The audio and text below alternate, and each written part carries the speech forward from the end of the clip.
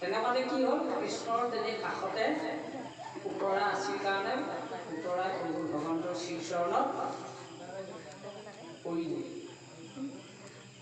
হে প্ৰভু মোৰ গৰ্ভ জ্বলিব আৰম্ভ কৰিছে, গতিকে মোৰ গৰ্ভত থকা যিটো গৰ্ভৱতী তুমি ৰক্ষা কৰিবা,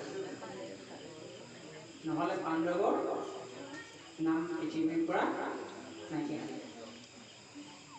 তেতিয়া প্ৰভু ভগৱন্তই কি কৰিলে?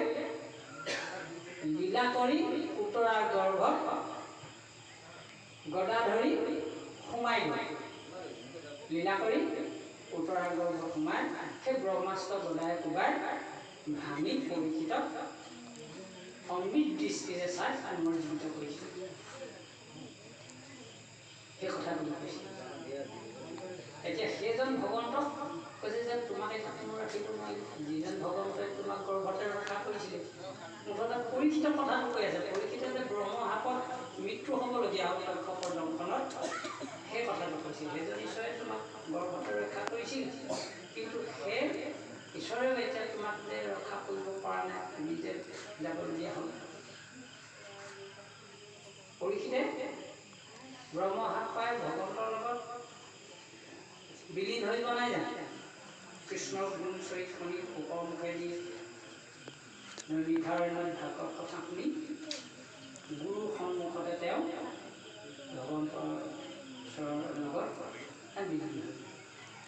সেই কথা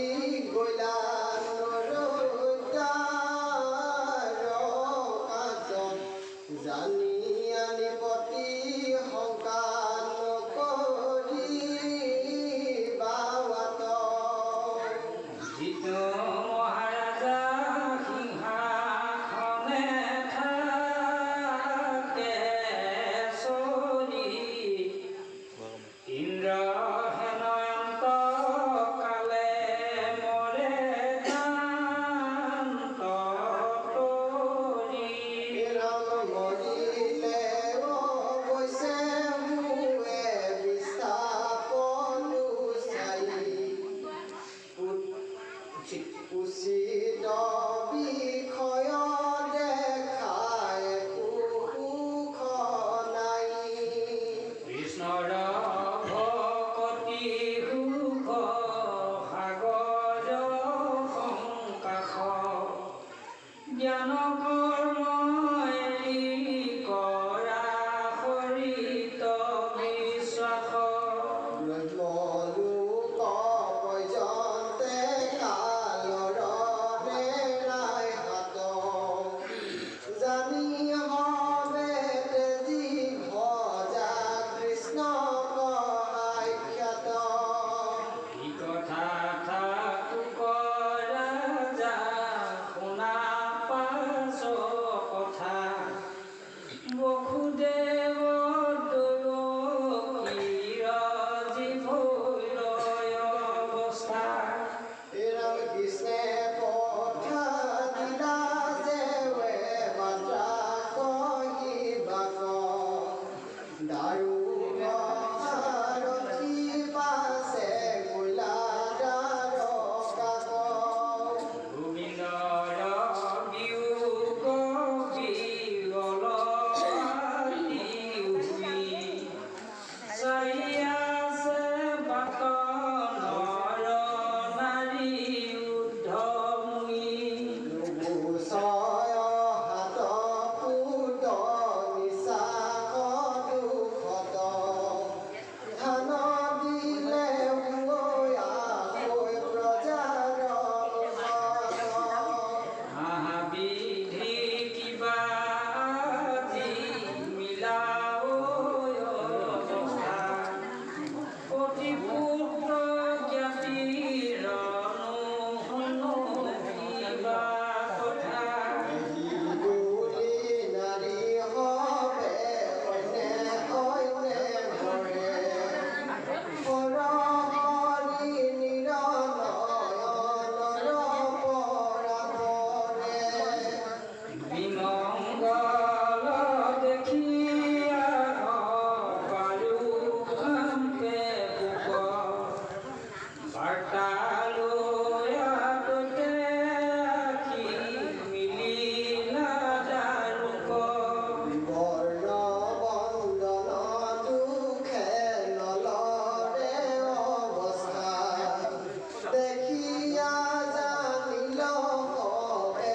অথান্তৰ কথা উগ্ৰসেন বসুদেৱে আশা দুখ ভাৱে পৰিল দাৰুক দুই দুৰ্ধান্তৰ পাৱে চকুৰ লুটকে তিয়াই দুয়ো ভৰি অনেক কান্দিলা কৃষ্ণ ৰাম কুঁৱৰী বসুদেৱ দৈৱকীক দেখিয়া নাই দশ গুণে সিটো শোক অগণিওধাই কৃষ্ণ কৃষ্ণ বুলি দিলা দীৰ্ঘৰৌকি